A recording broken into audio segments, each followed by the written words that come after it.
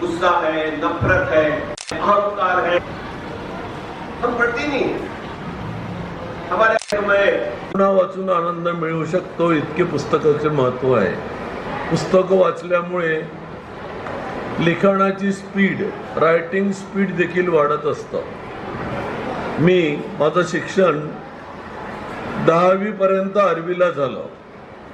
आमच्या आर्वीला 10वीच्या पुढे शिक्षण नव्हतं, म्हणून नागपुरामध्ये शिकायला मोठ्या भावांकडे आलो। त्यावेळेस आमच्या वेळेस प्री युनिव्हर्सिटी होती। 10वी पर्यंत मला पुस्तकं वाचण्याची सवय नव्हती, पण कॉलेजमध्ये, धनवटे कॉलेजमध्ये भावाने टाकल्यानंतर त्यांनी नोट्स कशा काढायच्या मला समजून दिलं आणि मग मी एकाच चॅप्टरवरची 5-6 पुस्तकं असे घेऊन बसत होतो, मन लावून ते वाचत होतो आणि त्या वाचनातून मग माझ्या स्वतःच्या नोट्स काढत होतो आणि प्रत्यक्षामध्ये लिहून पाहत होतो। म्हणून वाचनानंतर लिखाणाची स्पीड देखील वाढते। याचा अनुभव मी प्रत्यक्ष स्वतः अनुभवला आहे। माझ्या एमकॉमचा शेवटला पेपर इंडस्ट्रियल। जिंदगी जियो तो ऐसे जियो कि सबके लिए मिसाल बन जाए, सबके लिए मिसाल। अब्दुल कलाम का जीवन सबके लिए मिसाल है, हमारे लिए मिसाल है। कम से कम उनसे ये बात हम सीख सकते हैं कि हमने किताबें पढ़नी चाहिए।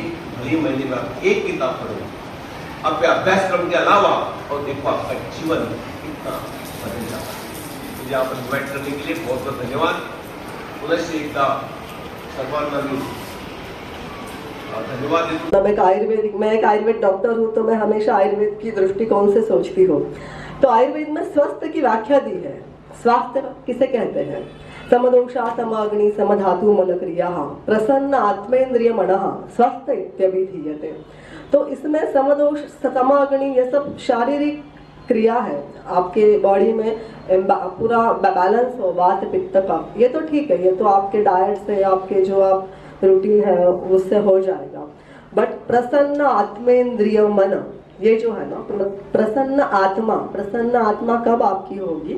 जब आप योग करोगे। और इंद्रिय मन क्या कहता है? योग चित्त वृत्ति निरोधः।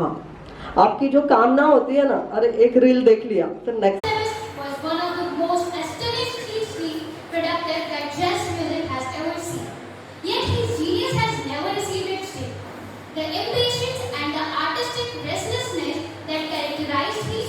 formed one stylistic turn after another and made Davis anthem to many critics, who deplored his abandonment first of bebop and then of cool acoustic jazz for ever more innovative sound.